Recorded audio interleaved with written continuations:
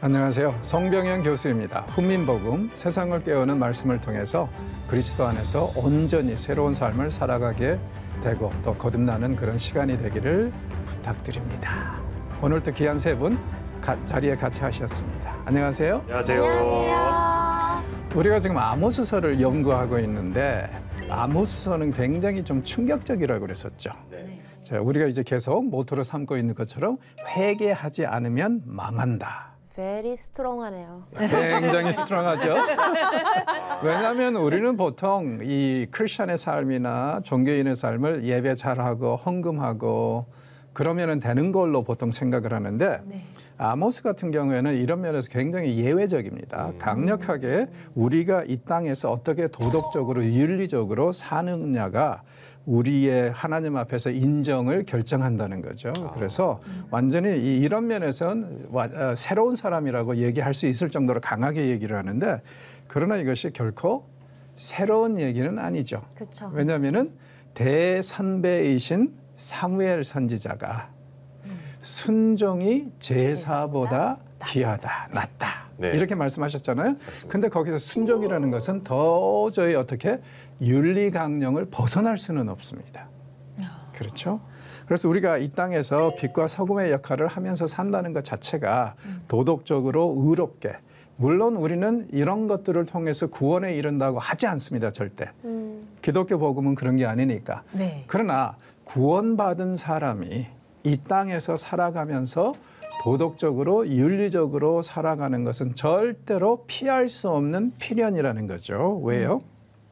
우리는 이 땅에서 구원받은 백성으로서 하나님을 닮아가기를 원하는데 하나님은 거룩하신 분이고 도덕적이신 분이고 이 윤리 강령이 투철해서 절대로 나쁜 일을 하시는 분이 아니지 않습니까? 네. 서로를 보살피고 사랑하고 섬기고 위로하고 이런 분이시기 때문에 우리가 하나님을 닮아간다는 차원에서 더욱더 주님 같이 되고 싶어서 그런 면에서 우리가 더 윤리적으로 도덕적으로 살아야 된다는 것이 이제 선지자들의 가르침이거든요. 네. 그래서 이런 것들이 우리에게는 좀 경건하고 거룩한 부담감으로 좀 다가왔으면 좋겠어요. 네, 부담이 돼요. 경건하게. 네. 항상 부담이 돼서 정말 말 그대로 하나님 닮고 싶어서 조금 더 거룩하게 경건하게 살 수 있었으면 참 좋겠습니다. 아멘. 자, 오늘 우리가 이제 2장 9절부터 시작할 차례인데요. 네. 장혜원 아나운서님 2장 9절에서 12절을 좀 읽어주시죠. 네. 내가 아모리 사람을 그들 앞에서 멸하였나니 그 키는 백향목 높이와 같고 강하기는 상수리 나무와 같으나 내가 그 위에 열매와 그 아래의 뿌리를 진멸하였느니라. 내가 너희를 애굽 땅에서 이끌어내어 40년 동안 광야에서 인도하고 아모리 사람의 땅을 너희가 차지하게 하였고 또 너희 아들 중에서 선지자를 너희 청년 중에서 나실인을 일으켰나니 이스라엘 자손들아 과연 그렇지 아니하냐 이는 여호와의 말씀이니라. 그러나 너희가 나실 사람으로 포도주를 마시게 하며 또 선지자에게 명령하여 예언하지 말라 하였느니라. 아멘. 아모리 사람들이 누구죠? 성경에 자주 나오는 사람들인데 네. 가나안 사람들을 대표하는 그런 사람들입니다. 그래서 이제 창세기 15장에도 보면 하나님이 뭐라고 그러시냐면 아브라함에게 이 땅을 너와 내 후손에게 영원히 주는데 지금은 안 돼. 왜냐하면은 아모리 사람들의 죄가 아직 차지 않았기 때문이라면서 너의 후손이 어느 나라에 가서 400년 동안 종살이하고 난 다음에 비로소 이 땅을 너희에게 줄 거야 하면서 아모리 사람이라는 말을 거기서 완전히 가나안에 사는 사람들을 대표하는 그런 이제 족속으로 이 얘기를 하셨습니다. 아, 그럼 아주 악한 족속이네요. 그렇게까지 표현. 악이 더 차야지 된다고 하셨으니까요. 그런데 이제 사실은 신명기 1장에서 5장을 보면은 창조주 하나님께서 계속 해오신 일이 뭐냐면은 어느 지역을 혹은 어느 나라를 이제 한 민족에게 주세요. 네. 그리고 나서 이제 그들의 죄가 세월이 지나면서 차면 그러면은 그들을 멸하시고 다른 민족에게 그 땅을 차지하도록 하셨어요. 목사님, 좀 궁금한 게 있습니다. 뭐가 찬다라는 말씀이 있잖아요. 예. 찬다. 그게 도대체 어떤 뜻인지 정확하게 좀 알고 싶긴 하거든요. 쉽게 말해서 물에 이 컵에 물을 네. 담을 때 네. 뭐 조금만 부으면은 덜 차잖아요. 네, 그런 네. 것처럼 이제 넘칠 때까지 차면 드디어 이제 심판에 따라 이르면 그러니까 하나님이 아무 때나 심판하시는 분이 아니라 사실은 이제 노아 홍수 이전에는 하나님이 인간이 잘못하면은 직접적으로 곧바로 이제 징계를 하셨는데 인구가 너무 많아지다 보니까 네. 그건 이제 더 이상 의미가 없는 것 같다 해가지고 공동체, 민족에게 기회를 주세요. 아. 그래서 이제 이거 차면은 그때 이제 벌하시니까 이게 이제 몇백 년이 걸릴 수도 있고 하는데 그래서 사실은 이런 배경에서 보면은 이스라엘이 가나안 땅을 차지한 것은 새로운 것이 아니에요. 왜? 가나안 사람들이 죄가 찼으니까 그들을 내치셨잖아요. 창조주께서. 뭐가 특별하냐면은 이스라엘의 경우에는 그 땅을 영원히 차지할 거라고 그러세요. 네, 네. 그러니까 그들이 죄를 지으면 죄가 차면 그들을 벌하시기도 합니다. 그러니까 이제 바벨론 포로 생활이 그런 거고 그렇죠. 그런데 중요한 것은 뭐냐면은 그 벌이 끝나면 다시 데려오세요. 그게 이제 특별한 거예요. 이 유대인들에게는 예, 아브라함이 후손들에게 그렇게 이제 약속을 하셨기 때문에 그래서 사실은 요즘에 이제 팔레스타인의 그 갈등 문제도 네네. 이런 관점에서 보니까 굉장히 복잡해지는 거예요. 그렇군요. 한쪽에서는 영원히 하나님이 그들에게 주신 땅. 네. 또 반면에 다른 쪽에서는 지금 2000년 동안 그 땅에 거주한 사람들 매몰차게 몰아치고 내몰아치고 거기를 자기 땅이라고 하는 거. 이게 이제 국제 정서에서나 인륜적으로 볼 때는 안 맞는 얘기잖아요. 그렇죠. 예, 그러니까 이게 결코 쉽지 않다는 거죠. 우리 크리스천들에게도. 하나님만이 아시는. 자, 하여튼 제가 찬다는 거 그것이 이제 가끔 가다가 오해의 소지가 있어가지고 이걸 가지고 뭐 가게에 흐르는 저주를 꺼내야 산다는 엉뚱한 소리들이 네, 나오는데 맞아요. 그건 이단 사설이고 전혀 근거 없습니다. 성경은 이렇게 죄가 차는 면목, 공동체는 그런 거예요. 그런데 또 다른 쪽에서는 뭐라 그러냐면 모든 사람은 각자의 죄 때문에 죽고 망하는 거지. 결코 조상의 죄 때문에 죽고 망하는 일은 없다고 하면서 쉽게 말해서 연자죄라는 거 있죠. 네, 네네. 네. 그걸 완전히 금하세요, 율법으로. 그러니까 이 둘의 갈등을 우리가 이제 이 긴장감을 잘 이제 지혜롭게 설명을 해야지 이거 한쪽만 강조해가지고 이거다 하면 그게 이제 잘못된 겁니다. 하여튼 이제 아모리 사람들이 지금 그 가나안 사람들을 대표하는데 여기서 지금 그러면은 어떤 일을 회고하고 계시냐면은 가나안 정복 사건이에요. 네. 기억나십니까? 이 가데스 바네아에서 정탐꾼을 보내가지고 네. 40일 동안 정탐하도록 하고 돌아왔더니 이 사람들이 하는 얘기가 뭐였죠? 뭐 거기는 막 장대한 거인들이 네네. 그렇죠. 알고 뭐 맞아요. 무섭고 뭐 우리가 함부로 침범할 수 있는 그러니까 것이 그 아니다. 땅은 막. 진짜 비옥하다는 거예요. 네. 얼마나 비옥하냐면은 포도 한 송이 내지는 한 줄기가 얼마나 큰지 두 사람이 어깨에 메고 왔잖아요. 네. 그 장대에 묶어 가지고 네. 저는 이걸 이제 우리나라 거봉의 원조라고 봐요. 거봉이요. 네.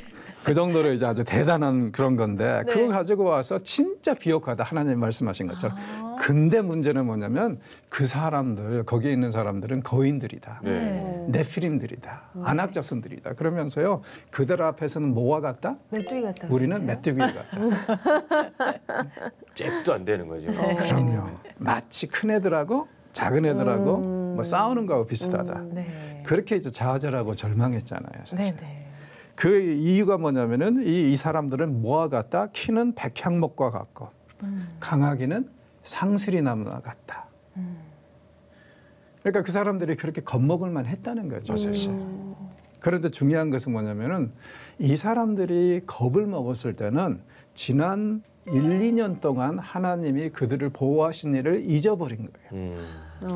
사실은 어때요? 이집트에서 이 사람들보다 훨씬 더 강한 이집트 사람들한테서 그렇게 탈출을 할 수 있었던 것은 하나님이 그들에게 수많은 은혜와 기적을 베풀어서 네. 그렇게 하셨고 그 다음에 광야에서 지금 1년을 살아왔는데 거기서 목마르지 않고 굶지 않고 살아왔던 것은 하나님이 매일 먹여주신 만나와 매출하기 때문에 그런 거 아니에요? 네. 네. 그러면은 사실은 이 사람들이 가나안 사람들을 두려워할 게 아니라 하나님을 두려워해야죠. 그런데 하나님 베풀어 주신 은혜를 기억 못 해가지고 앞에 보이는 적들만 두려워 보이니까 그렇게 해서 결국에는 40년 동안 광야에서 뺑뺑이 돌면서 1세대는 다 죽어가잖아요. 네. 그때 이 일을 회고하면서 가나안 사람들은 진정 백향목 같았고 상수리 나무 같았다. 그런데 중요한 것은 뭐예요? 내가 그 위에 열매와 아래의 뿌리를 진멸하였는지라. 하나님이 다 제거하셨다는 거예요. 가나안 사람. 그러니까 이것은 이 가나안 정복 사건을 회고하고 있어요. 이렇게 말씀하심으로 인해서 이스라엘이 가나안을 차지하게 된 것은 자신들의 능력이 아니라 실력이 아니라 하나님의 은혜였고 아멘. 그리고 여호수아기도 이 부분을 정확하게 표현하죠. 여호수아가 천군 천사의 군대장을 봤어요. 그때 이제 여호수아가 묻죠. 당신은 어느 편입니까? 네. 아니 천사가 내려왔는데 누구 편이겠어요? 내 편이지. 그렇죠. 그러니까 이제 물어볼 자신도 이유도 없는데 누구십니까? 누구 편입니까? 그러면서 이제 천사가 가짜나 가지고 그냥 대답 안 하고 네 편이다 안 해주고 뭐라 그래요? 신발 벗어 임마. 감히. 괜히 하나님이 보내셨겠어요 천사를? 네. 그래서 이제 천군 천사가 사실은 이스라엘을 앞서가서 다 정복을 했다는 얘기를 이렇게 표현을 하고 있어요. 그리고 10절도 또 이렇게 얘기를 해요. 내가 애굽 땅에서 이끌어서 내가 40년 동안 광야에서 인도했다. 그러니까 이 이스라엘의 광야를 여러분이 가보시면 알겠지만 풀 한 포기도 귀한 곳이에요. 물이나 먹을 것이라는 것은 전혀 없어요. 그래서 이제 여기에 가면 사람이 생명의 위협을 받을 수밖에 없습니다. 하루 이틀 사이에. 그래서 이제 성경에 보면은 선지자들이 자신이 하나님이 부르심을 받았는 것을 확인할 때는 종종 광야로 가죠. 네. 그리고 이제 사도행전도 보고 그러면은요. 이스라엘의 거짓 메시아가 오거나 하면은 꼭 광야에서 시작을 해요. 네. 그리고 사실은 예수님도 사탄의 이 이끌림을 받아서 네. 광야에 가서 네. 또 이제 시험을 받으시잖아요. 네. 네네. 이유가 뭐냐면은 광야는 사람을 생명을 위협하는 곳이기 때문에 정말 말 그대로 온전히 하나님을 의지해야만이 살 수 있어요. 네. 그러면 생각해 보세요. 광야에 아무것도 먹을 것도 마실 것도 없이 거기 가서 하나님을 의지해서 살아남으면 그건 분명히 하나님이 세우신 자라는 거죠. 아멘. 그래서 이제 메시아들은 항상 광야로 가가지고 거기에서 이제 자기와 하나님의 관계를 테스트를 해봐야 돼요. 그러고 나서 살아남으면은 내려와서 메시아 사역을 해야 된다는 거죠. 그래서 이제 광야라는 것은 이런 면에서 굉장히 긍정적이고 부정적입니다. 그러네요. 어떤 면이 부정적이냐면은 살 수가 없어요. 무엇이 긍정적이냐면은 하나님이 살리세요. 네.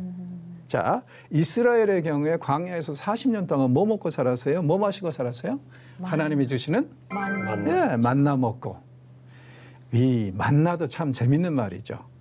히브리어를 처음에 이제 이 사람들이 이걸 봤을 때 만이라는 거 봤다고 그러는데 제일 먼저 물어보는 게 이거거든요. 딱 보면서 만후 무슨 뜻이냐면은 이게 먹고 이게 먹고. 그게 뜻인가요? 예. 맞나요? 네. 이게 먹고 맛있기는 한데 도대체 이게 뭔지 모르겠다 이거예요. 하늘의 양식이니까 그렇죠. 평생 처음 먹어보는 그렇죠. 음식이죠. 한 번 먹고 만후 또 한 번 먹고 이게 뭐지? 그래서 제일 먼저 만이라는 거 만나를 보고 나서 하는 질문이 그거예요. 만후 이게 먹고 만후. 그리고 또 40년 동안 하나님이 주신 물을 마시고 살았잖아요. 네. 이것도 사실은 대단한 거죠.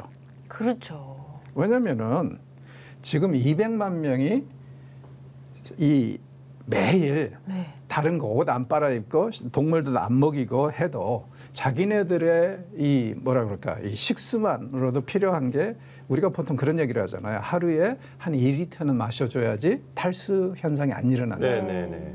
그러니까 그렇게 계산하면은 이 바위가 얼마나 대단한 물을 내놔야 되냐면은 매 분마다 2, 3톤의 물을 생산을 해내야 돼요.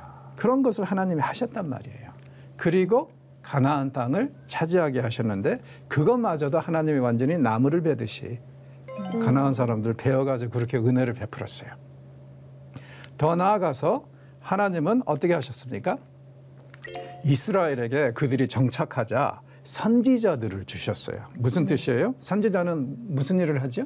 하나님의 말씀을 대언하는 사람들. 그렇죠. 네. 또 예언도 하고. 예, 그러니까는 쉽게 말해서 하나님이 어떻게 살아야 하는지 이스라엘에게 가르쳐 주시고 말씀해 주셨다는 거예요. 네.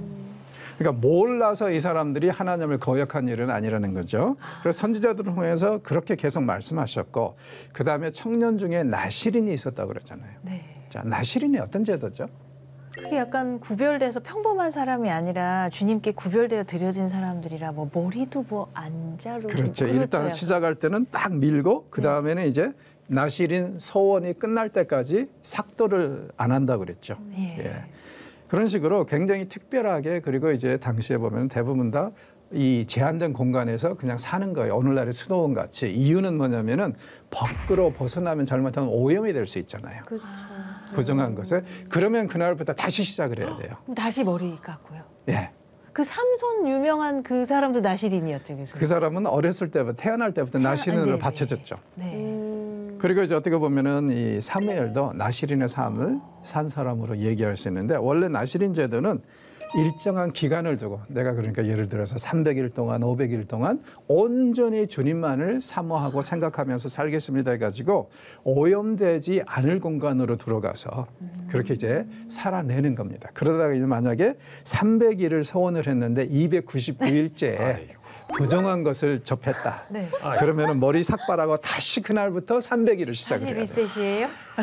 혹시 마지막까지 잘해야 되나?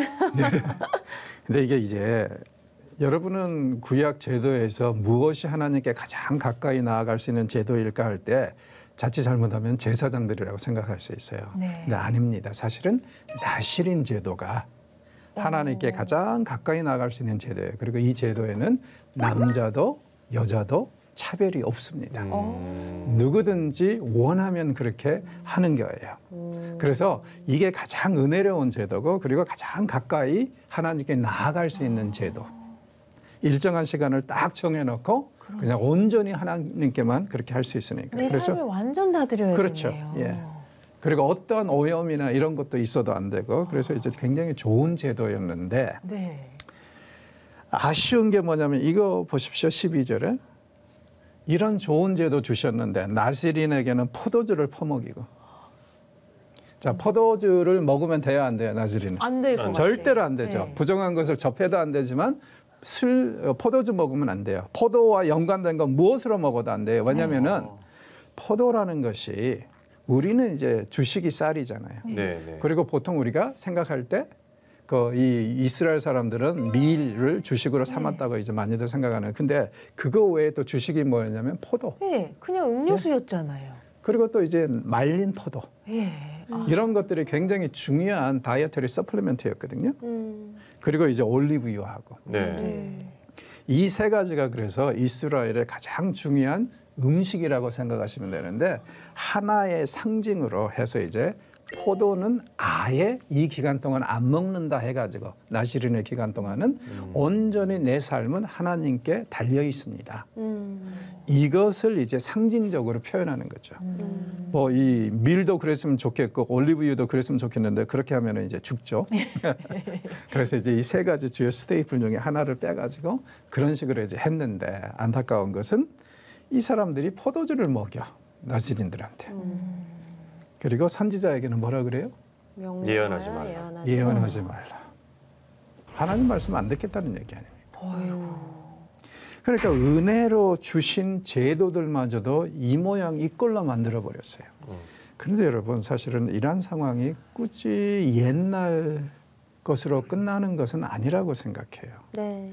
하나님이 우리에게도 많은 것을 축복으로 내려주셨는데, 그리고 주시고 계시는데, 혹시 우리는 이 좋은 것들을 스스로 패하려고 하고 거부하려고 하지는 않는지 우리의 삶 항상 돌아봐야 됩니다. 그렇죠? 기도할 수 있도록 해주셨는데 또 기도를 거부하는 사람이라면 이런 문제가 있을 수 있겠죠. 또 윤리적으로 도덕적으로 살아야 된다면서 이렇게 저렇게 살아라 가르쳤는데 그걸 왜곡시키고 의도적으로 나쁘게 살면은 그것도 하나님이 주신 좋은 제도를 거부하는 거라고 할 수 있잖아요. 그렇죠? 그래서 이건 지금 말 그대로 이 첫째는 이집트 때를 기억 못하는 그 이 배은망덕한 것. 그것을 지금 문제를 삼고 그 다음에 그들에게 준 좋은 제도를 네. 완전히 그냥 거부하는 그 두 가지 죄를 지었다고 지금 얘기를 하고 있습니다. 저는 교수님 느낌이 12절을 읽으면 이런 마음이 들어요. 하나님 앞에서 너무 거만한 태도. 그리고 하나님을 모욕하는 그런 당연하죠. 네, 그런 느낌이 확 와요. 왜냐하면 이거 하나님이 우리에게 주신 두 가지 가장 아름다운 제도인데 네. 그걸 거부하는 것은 결국에는 되돌아서면은 내가 하나님보다 낫고 내가 하나님이다. 맞아요. 이런 생각이잖아요. 네. 그러니까 자기 중심적으로 생각을 하다 보면은 당연히 하나님을 주시는 게 싫죠. 그래서 이제 이런 이제 상황에서 보면은 왜 하나님이 이들에게 심판하실 수밖에 없는지 충분히 이해가 가시리라고 생각합니다. 진짜 차기 시작했네요. 그렇죠. 차기 시작했어요. 이미 넘치고 있습니다. 그렇네요. 그래서 우리가 조금 더 경건하고 거룩하게 살아야 되는 것은 곧 하나님이 주신 은혜를 망각하지 않는 일이니까 그래요. 아멘, 아멘. 그렇죠. 그런데 우리가 나쁘게 악하게 살면은 하나님이 주신 선한 제도마저도 우리는 악용하고 있고 남용하고 있다. 이렇게 얘기할 수 있을 것 같아요. 그래서 절대로 나시린들에게 포도주 먹이는 일은 없어야 되는데 선지자들에게 그만 하나님의 말씀을 말하라. 이런 말은 안 해야 되는데 그렇죠. 그게 우리 주변에 혹시 아직도 좀 깔려 있지 않나 안타깝고요. 그리고 우리 좀 나시린으로 살려고 노력을 좀 해봤으면 좋겠어요. 그러니까 일정한 기간을 그냥 정해서 그렇게 하는 것도 좋겠지만 그거보다 더 좋은 것은 삼손처럼 평생 나시린의 삶을 받아서 물론 삼손은 그렇게 못 살았지만 나시린처럼 살면서 나는 하나님의 경건한 자고 하나님을 사모하는 자니까 하면서 나시린은 이런 거 안 하지 저런 거 해야 되지 이런 관점으로 좀 살다 보면 물론 가다가 실수할 수 있죠. 그럼에도 불구하고 어때요?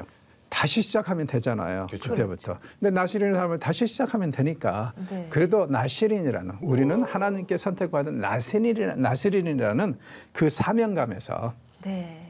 조금 더 일찍 포기하지 말고 네. 조금 더 거룩하고 경건하게 살려고 노력하다가 네네. 넘어지면 다시 시작하면 되는 거고 왜 계속 이렇게 다시 살면 시작할 것 같죠?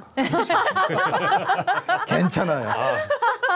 그렇게 연습을 하다 보면은 점점 예를 들어서 어제는 3분 걸렸는데 다시 시작하는데 오늘은 3분 20초 걸린다면 가능성이 있습니다. 그런 영화도 있잖아요. 깨놨는데 어제랑 똑같고 깨웠는데 똑같고. 예. 그래서 좀 이 우리가 그냥 나시린을 단순히 옛날 제도로만 생각할 게 아니라 우리도 그렇게 한번 나시린의 삶을 살아보겠다는 각오로 살면 저는 첫째는 하나님이 굉장히 기뻐하실 것 같고 네네. 둘째는 이 세상이 정말 많이 바뀌어 있을 것 같은데요. 네. 네. 그렇죠. 네. 그런 이제 기대와 소망을 가지고 한번 생각을 해봅니다. 자, 오늘 이 내용에 대해서 혹시 질문하고 싶으시거나 저는요 교수님 하시고 그냥 싶은 나시린의 말씀. 삶의 일부로 그거 해보고 싶어요. 미디어 금식의 삶. 하도 미디어 그 이 스마트폰에 전전긍긍하는 그렇죠. 저를 보면서 좀 이렇게 쿨하게 없다고 생각하고 제가 그걸 컨트롤하면서 금식하면서 그거에 도전해보고 싶네요. 응원합니다. 네. 자신도 같이 하겠다는 말씀은 안 하시고 응원합니다. 여기가 더 신념에 가득 찬 목소리. 그래요. 우리 모두에게 너무 필요한 것 같아요. 네. 그래서 저는 이제 길거리 가다 보면 사람들 이러고 이제 길 건너는 사람들이 네. 너무 많잖아요. 거기. 많아요. 나는 그게 굉장히 네. 위험한 일이고 위험하죠. 맞아요. 둘째는 네. 그렇게 바람직한 일은 아닌데 왜 저렇게 할까? 네. 레스토랑에서도 다 네. 가족끼리 다 보고. 차라리 음악이라도 듣고 그냥 가면 괜찮은데 이거 보느라고 앞에 가는 길도 못 보고 가는 것은 이건 완전히 중독 수준인 맞아요. 거예요. 네. 이건 내가 볼 때는 바람직한 것이 아닌 것 같아요. 우리에게 좀 미디어 금식이 좀 미디어. 필요한 것 같습니다. 네. 좀 뭐 다른 분들은 하실 말씀 있으면 네, 하십시오. 저는 그냥 그 말씀 오늘 들으면서 가장 많이 느꼈던 게 그래서 회개를 해야 된다라는 거를 이 말씀 제목처럼 회개하지 않으면 망한다처럼 우리가 항상 회개를 해야 진짜 제대로 알고 내가 잘못이 뭔지 그걸 깨닫고 다시는 안 한다고 생각하지 그러지 않으면 늘 죄 짓고 살 것 같다는 생각이 듭니다. 다시는 안 한다고는 다짐하지 마세요. 근데 그게 안 되잖아요. 그래도 그러니까 또 다짐하지 해야죠. 말고 그래도. 다시 일어나서 이번에는 하여튼 최대한으로 죄 안 짓고 오래 가도록 노력해 보겠습니다. 이게 현실적이죠. 진짜 그래서 이제 현실적인 가서 말씀입니다. 하고 또 넘어지면 다시 일어나서 그렇게 하면 되는 거니까 경건은 연습이거든요. 그러니까 끊임없이 연습을 하다 보면 조금씩 늘어나는 거지 한순간에 되는 건 아니라고 저는 생각을 해요. 그래서 우리의 마음이 중요하다. 저는 그렇게 생각을 해요. 위로가 되네. 네. 조금씩. 뭐 우리 찬송도 한 걸음 한 걸음 하잖아요. 네, 네, 그렇죠? 맞아요. 예. 그런 마음으로 가면 분명히 되리라고 생각합니다. 자, 이것으로 오늘 강의를 마치겠습니다. 함께해 주신 여러분 감사합니다. 감사합니다. 예, 수고하셨습니다. 수고하셨습니다. 네.